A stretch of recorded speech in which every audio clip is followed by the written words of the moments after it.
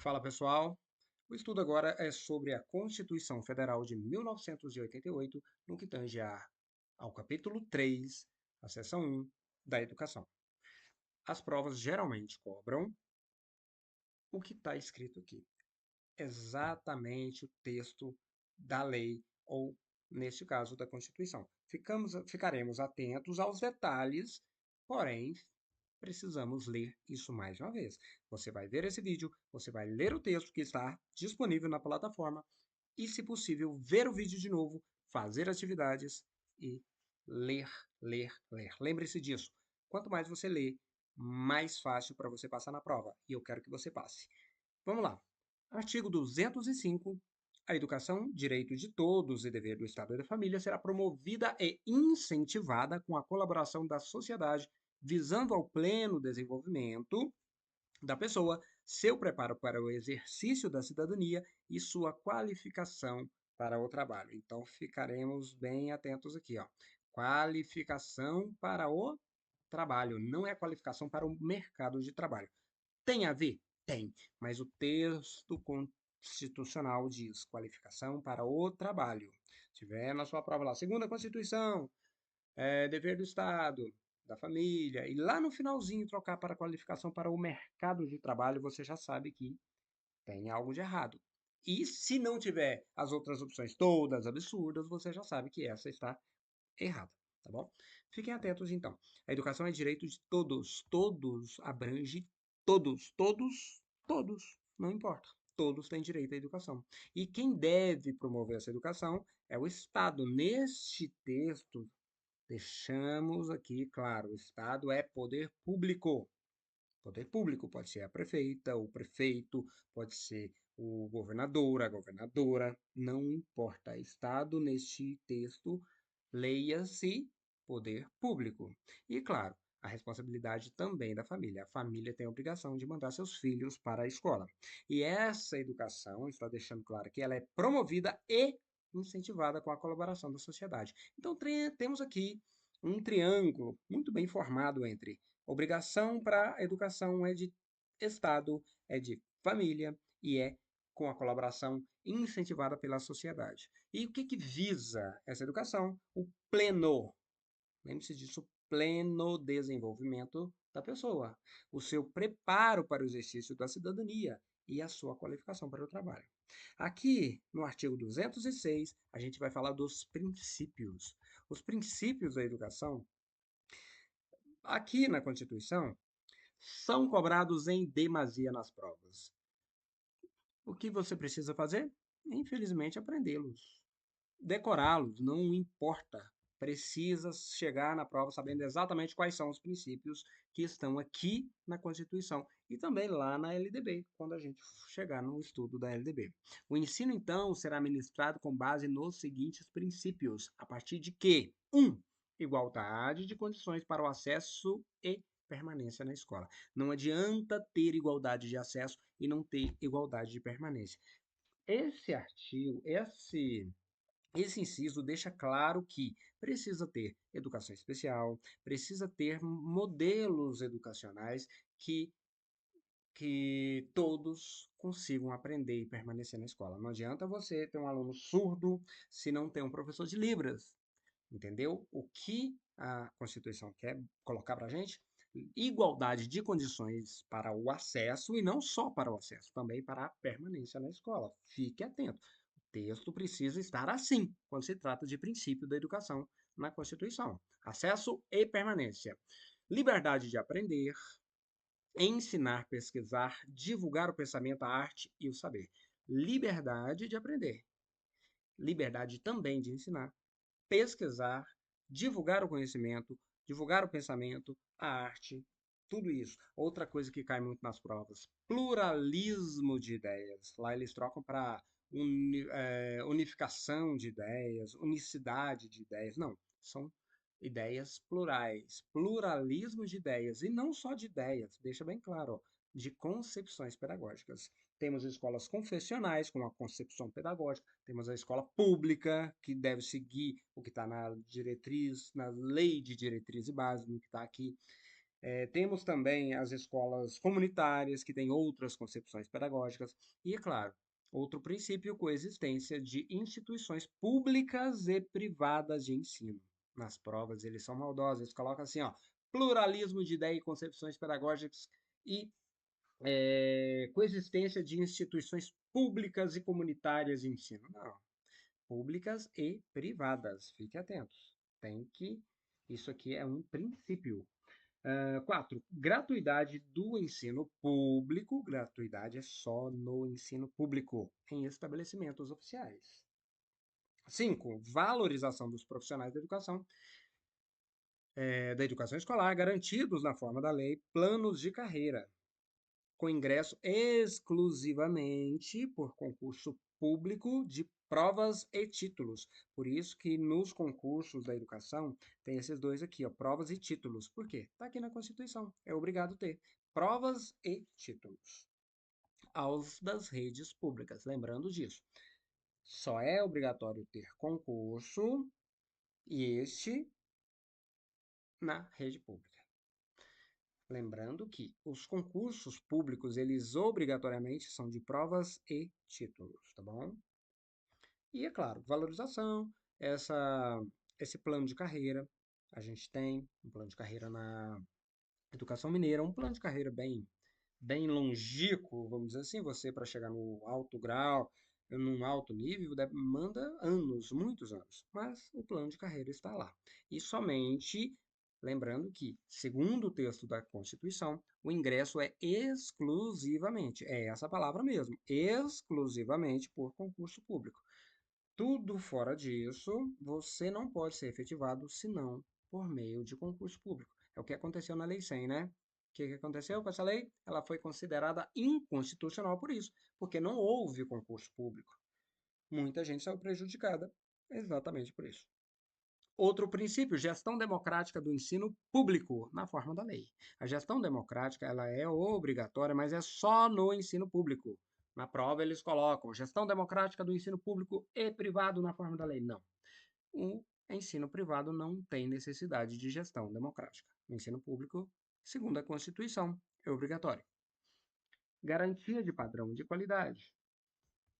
Aqui, ó, garantia de padrão de qualidade. Isso tem a ver com a BNCC. Hoje há um padrão de ensino adotado por meio da BNCC. Isso já acontecia nos PCNs, porém, os PCNs não eram obrigatórios. A BNCC é obrigatória, tá bom? Outro princípio, piso salarial profissional nacional para os professores da educação escolar pública. O piso, então, ele é para educação escolar pública, nos termos da lei federal. Tem a lei do piso, todos sabemos disso. A lei do piso tem uma divergência com a lei mineira, uma vez que a lei do piso trata de 40 horas, a lei mineira diz que um cargo tem 24 horas, e há então essa equiparação salarial, embora, estudaremos mais à frente, há uma lei, que seria a Constituição Mineira, e também a 21.710, que trata de piso salarial para 24 horas semanais. O governador já ajuizou isso, então é provável que isso não seja cobrado lá na 21.710 e nem na Constituição Mineira. Por quê? Há um conflito aqui. Ah, mas não há um conflito, não sei o quê. Você pode ampliar direitos da Constituição? Pode. Você não pode diminuir os direitos da Constituição. Porém, como essa lei está ajuizada, o governador diz que essa lei não pode funcionar, uma vez que a Constituição fala do plano de carreira, da lei do piso profissional nacional, que é de 40 horas, o de Minas é 24, e vira esse imbróglio. Não importa. O que está na Constituição é isso aqui, ó. Piso salarial profissional nacional para os profissionais de educação escolar pública, somente a pública, tá bom? Não fala de valores, não fala de carga horária, isso vai falar em outras leis. Na Constituição, não. Outro princípio, estamos falando do 9, do inciso 9, a garantia do direito à educação e aprendizagem ao longo da vida. Come esses princípios com angu se for necessário.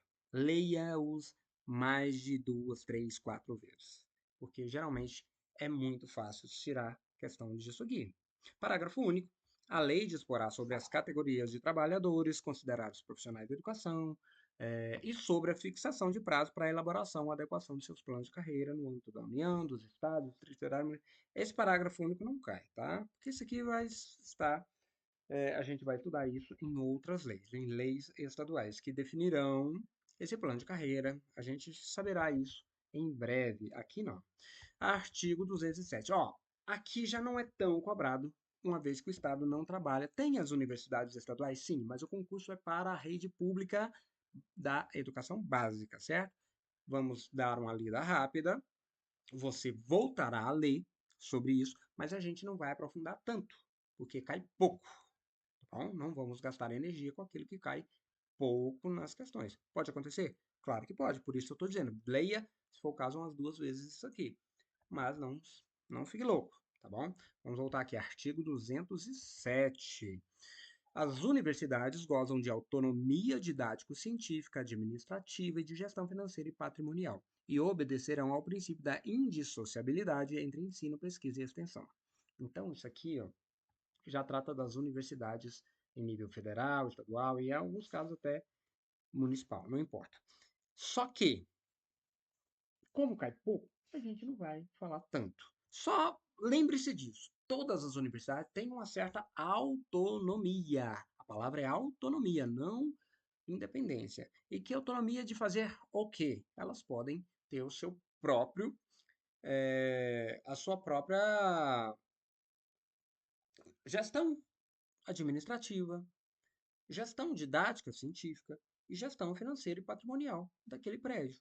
É isso que está colocando aqui a Constituição. Inclusive, sempre obedecer ao princípio de indissociabilidade, ou seja, não pode separar o ensino, a pesquisa e a extensão. Isso, obviamente, só vale para as universidades públicas, né, gente? Tudo que é privado, não necessariamente. Pode sim dissociar ensino, pesquisa e extensão, sem problema nenhum. Mas as universidades públicas, elas têm essa autonomia e elas devem ser indissociáveis, elas devem ter como princípio a indissociabilidade entre o ensino, a pesquisa e a extensão. Por isso que as universidades públicas são melhores. Parágrafo 1º. É facultado às universidades admitir professores, técnicos e cientistas estrangeiros na forma da lei. É facultado. As universidades podem admitir professores, técnicos e cientistas de outros países. Não é obrigado. Não é obrigado, tá bom? O disposto nesse artigo aplica-se também às instituições de pesquisa científica e tecnológica. Então, tudo que foi falado ali no caput, no parágrafo 1º, vale também para as instituições de pesquisa científica e tecnológica, tá bom? Continuamos então no artigo 208, que esse sim cai, ele não cai nas provas, ele despenca nas provas, tá bom? De concurso. O dever do Estado, artigo 208 da Constituição. O dever do Estado com a educação será efetivado mediante a garantia de.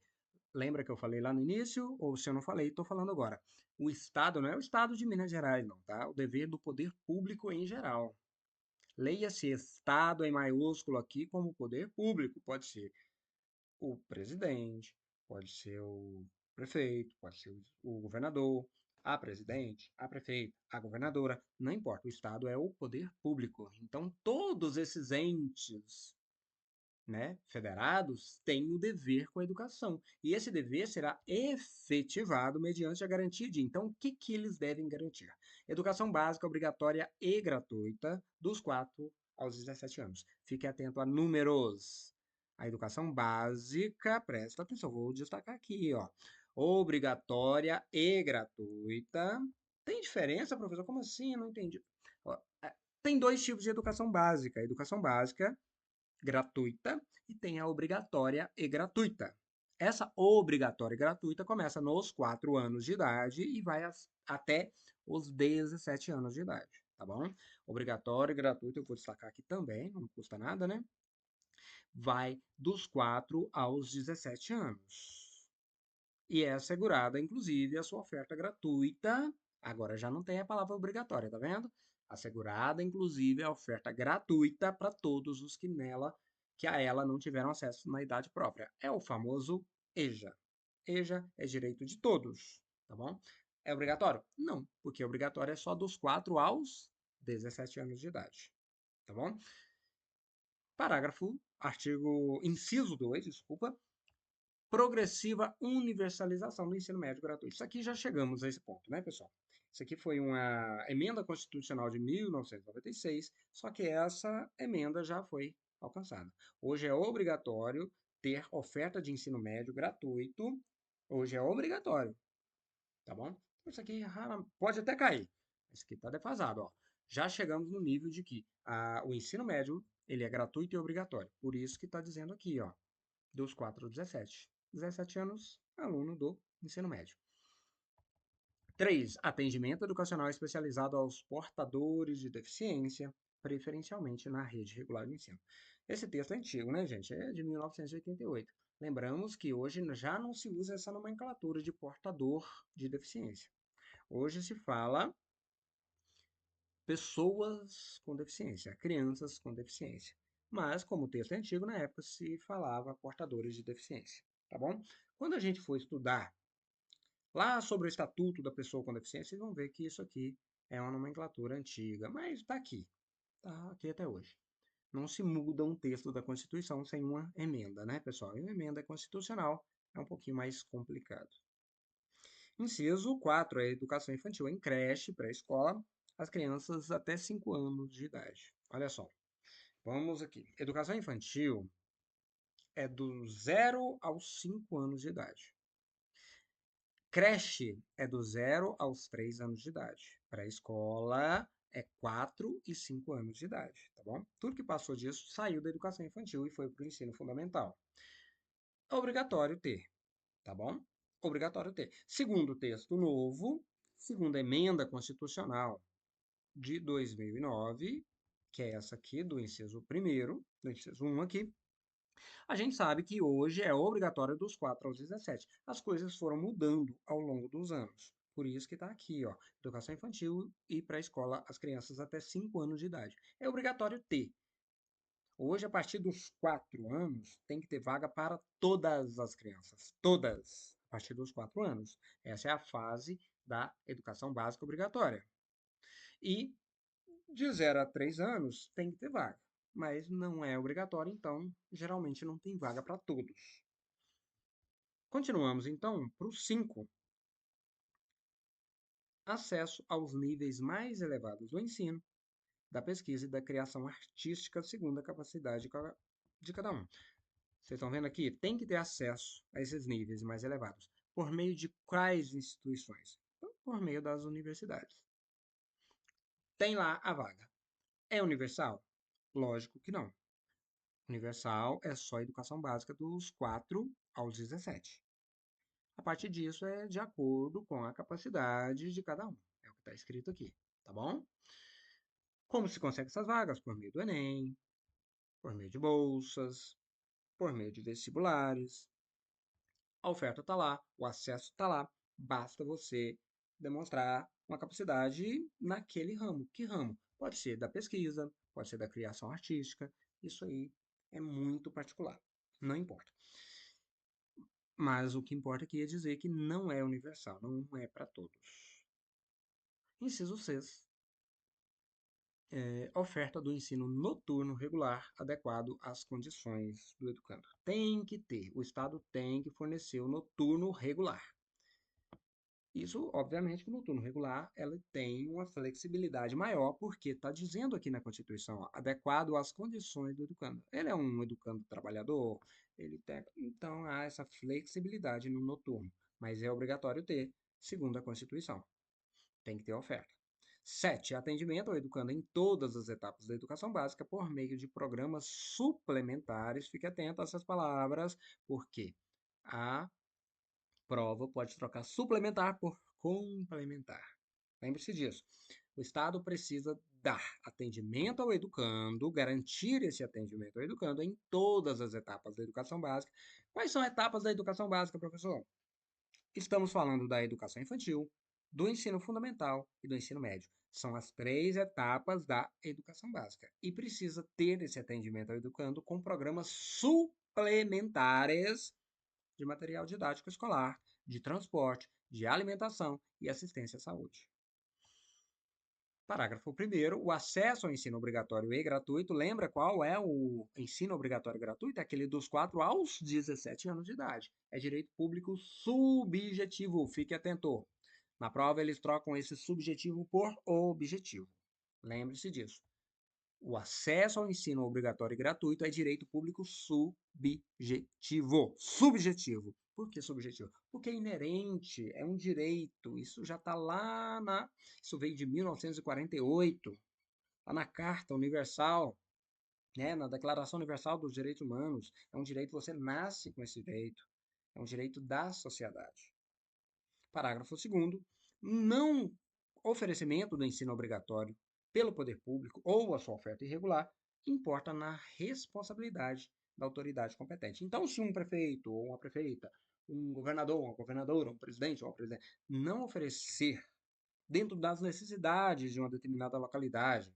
O ensino obrigatório, qual que é o ensino obrigatório que nós acabamos de falar? Dos 4 aos 17 anos? Ou essa oferta foi irregular? Se tiver lá oferta, mas não tiver vaga para todo mundo, isso é um crime de responsabilidade. Isso importa em responsabilidade dessa autoridade competente, seja ela qual for. Seja, se for no âmbito estadual, o governador, se for no âmbito municipal, o prefeito ou a prefeita, governador ou governadora, se for no âmbito federal, o presidente ou a presidenta. Isso, então, é crime de responsabilidade dos 4 aos 17 anos, não ter oferta da educação básica obrigatória, ou, se tiver, ela foi irregular, foi defasada. Continuamos aqui, então. Parágrafo 3º. Compete ao poder público, leia-se Estado, ou seja, compete a todos que estão envolvidos, todos os poderes, seja uma secretaria, seja um ministério da educação, compete a esse poder público, no geral, recensear os educandos. Por isso que existe o censo escolar, certo? No ensino fundamental, fazer-lhes a chamada e zelar junto aos pais ou responsáveis pela frequência à escola. Esse texto aqui é antigo, lembramos disso. Não é só no ensino fundamental que hoje é feito esse recenseamento, tá bom? É feito na educação básica como um todo. Porém, no texto constitucional de 1988, quando a educação era algo que estava longe de ser universal, falava-se educandos do ensino fundamental. Na Constituição está assim, em outras leis já abrange a educação básica por completo. Mas cabe então ao poder público fazer esse recenseamento, fazer esse censo escolar, fazer-lhes a chamada e zelar junto aos pais ou responsáveis pela frequência. Isso aí envolve também o conselho tutelar, que será estudado lá no estudo de direitos humanos, tá bom? Continuamos aqui. Artigo 209. O ensino é livre e a iniciativa é privada. Lembra lá? Coexistência, lá no princípio da Constituição, lá do ensino, dizendo que há essa coexistência entre educação privada e pública. Pois é, aqui confirma no 209, é livre a iniciativa privada. Qualquer pessoa pode sim fazer uma escola, montar uma escola. Só que é só chegar e montar a escola? Óbvio que não. Escola é coisa séria, educação é coisa séria. Então todos têm direito de abrir a escola. É livre a iniciativa privada ao ensino, só que desde que atenda às seguintes condições. Quais condições a iniciativa privada precisa cumprir para que possa abrir a sua querida escolinha, para que possa trabalhar com o ensino? Estamos falando, pessoal, de educação básica. Dentro desse ensino, não conta, por exemplo, preparatórios para concurso, não conta, por exemplo, lembramos disso, não conta, por exemplo, cursos de inglês, cursos, sei lá, do Senai, entendeu? Isso aqui é da iniciativa privada, estamos falando do ensino, mas o ensino estruturado da educação básica e da educação superior. Vamos lá. O que que essa iniciativa privada precisa atender? Quais condições elas precisam atender para fornecer esse ensino estruturado? Primeiro, cumprimento das normas gerais da educação. Por isso que o trabalho de inspeção, o trabalho ele é feito. As escolas privadas, elas devem obediência à superintendência, à Secretaria de Educação, do Estado, ao MEC. Por quê? Pode ter escola? Pode, mas tem que cumprir todas as normas gerais da educação nacional. Ou seja, as escolas privadas devem obedecer também a LDB, também o PNE, também todas, inclusive BNCC, tá bom? A autorização, outra coisa que a escola a iniciativa privada precisa ter para ter a sua escola? Autorização e avaliação de qualidade pelo poder público. Então, o Estado vai autorizar a abertura dessa escola e vai avaliar a qualidade desse ensino. E artigo 210. Serão fixados conteúdos mínimos para o ensino fundamental, de maneira a assegurar a formação básica comum e respeito aos valores culturais e artísticos nacionais e regionais. Sabemos que a BNCC, isso aqui está bem envolvido com a BNCC, só que a BNCC hoje, volto a lembrar vocês, o texto de 1988 tinha como base a educação no ensino fundamental. Era o obrigatório naquela época. Foi abrangendo a ponto de chegar como está hoje.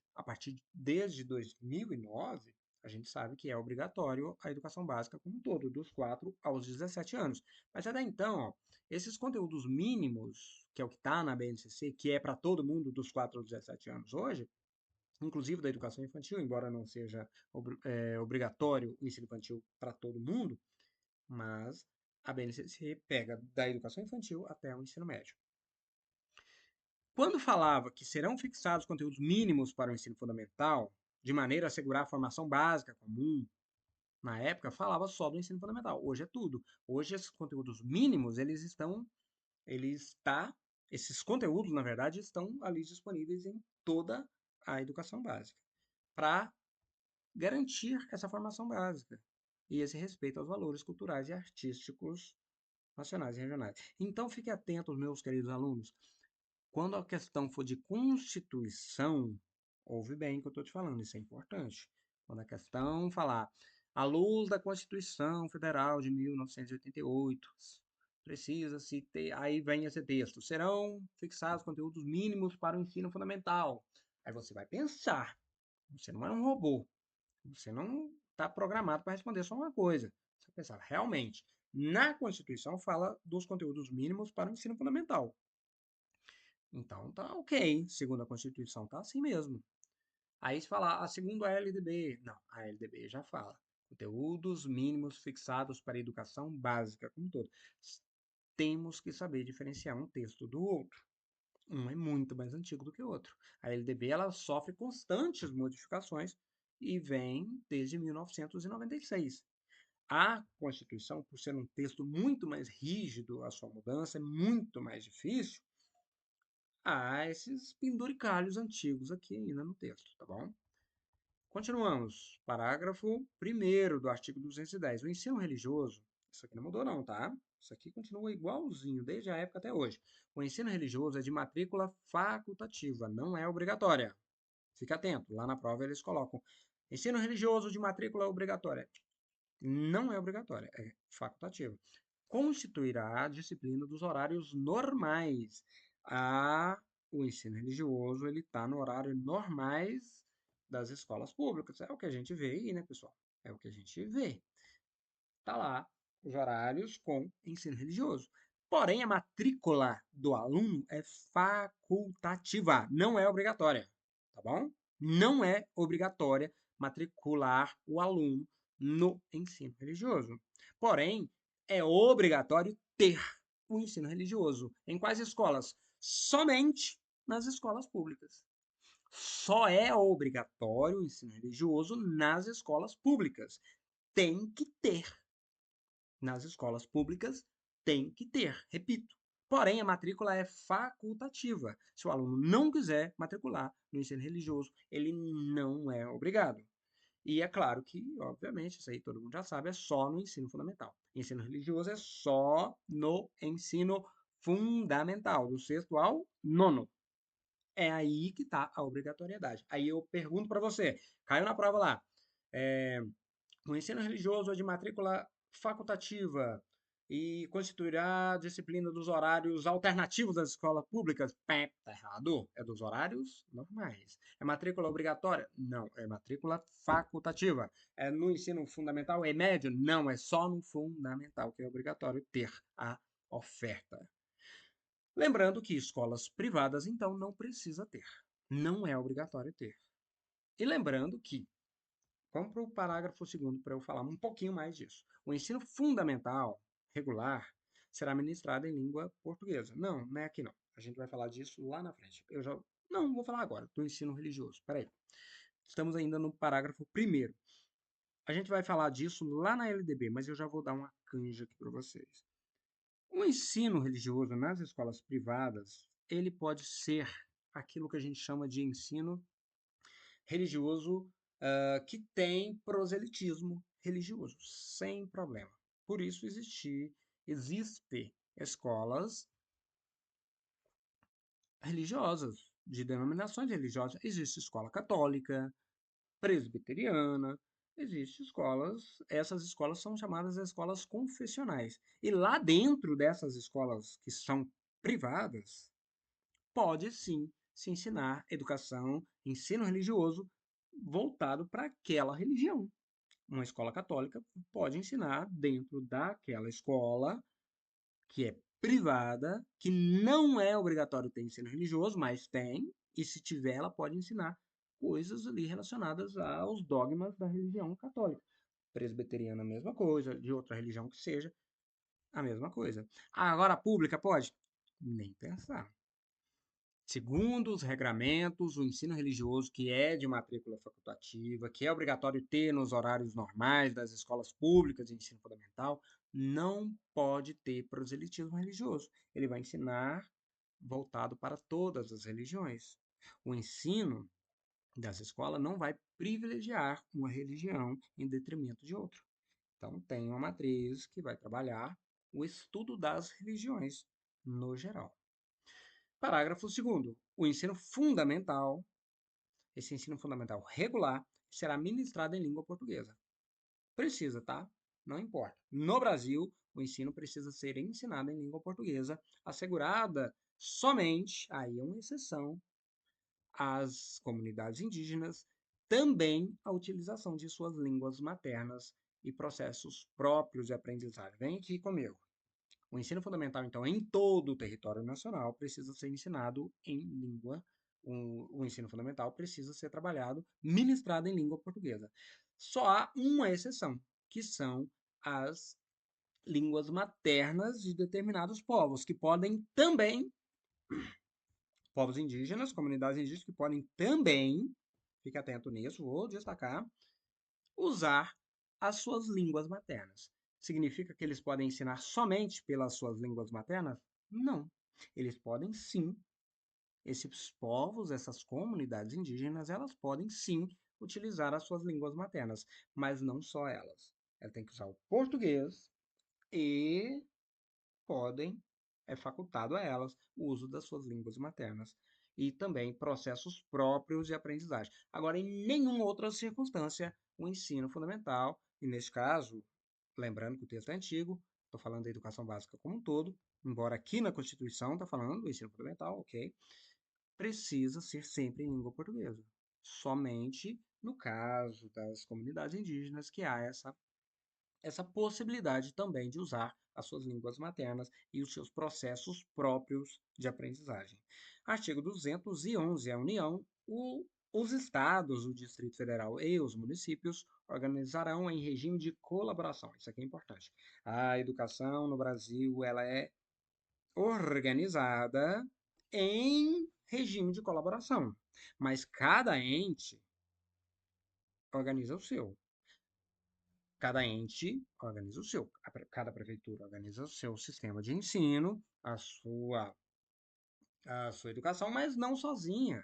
Ela trabalha em regime de colaboração com o Estado. Os Estados trabalham em colaboração com a União. É assim.